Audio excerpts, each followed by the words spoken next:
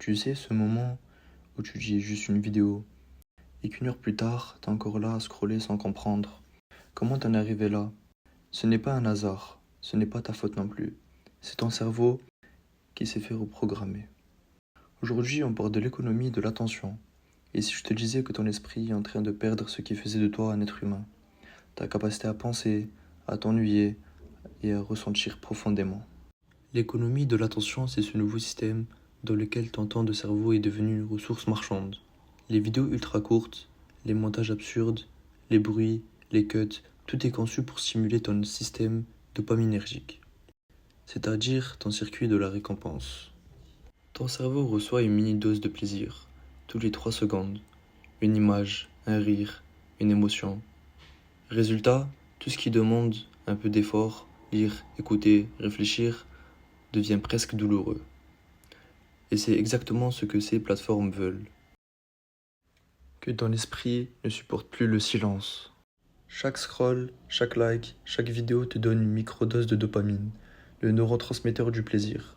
C'est le même mécanisme que dans l'addiction au sucre, à la drogue ou au jeu. Des chercheurs de Harvard ont découvert que cette récompense n'arrive pas quand tu regardes la vidéo, mais quand tu l'attends. Ce qui veut dire que tu ne cherches plus le plaisir, tu cherches la prochaine dose. Et comme ces vidéos sont ultra rapides, ton cerveau s'adapte à ce rythme. Il devient incapable de rester concentré sur quelque chose de lent, de complexe ou de silencieux. En clair, tu développes une allergie à la lenteur. Le cerveau d'un enfant se développe avec ce qu'il consomme. Et aujourd'hui, les jeunes sont exposés à des heures de contenu ultra rapide, bruyant, incohérent. Une étude de l'Université de Californie montre que ces stimulations précoces entraînent une baisse de 40% de la capacité de concentration des 12 ans. Des chercheurs du MIT parlent désormais de TDAH numérique, un trouble de l'attention créé non par un gène, mais par nos écrans. Ces enfants ne sont pas hyperactifs, ils sont surdopaminés, incapables de trouver du plaisir dans la lenteur. Et c'est une génération entière qui est en train de se construire sur cette base.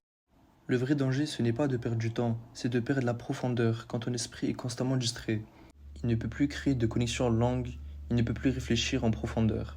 Le philosophe Nicolas Carr appelle ça le cerveau fragmenté. On devient excellent pour reconnaître des schémas, mais incapable de se tenir une idée, une émotion, une lecture. La conséquence, nos pensées deviennent superficielles, nos émotions courtes, nos relations aussi.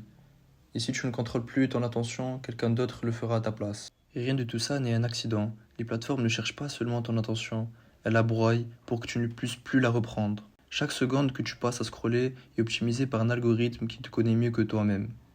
Il mesure tes réactions, tes émotions, ton ennui, et il adapte le contenu pour que tu restes. Tu crois consommer des vidéos, mais en réalité ce sont elles qui te consomment. Bien sûr, on peut remédier à tout ça, car le cerveau se répare.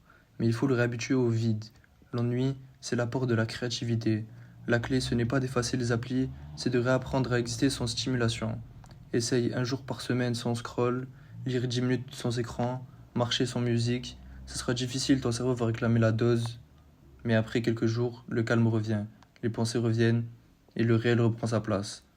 Parce qu'au fond, ce n'est pas Internet le problème, c'est qu'on oublie comment rester humain dans un monde qui ne s'arrête jamais.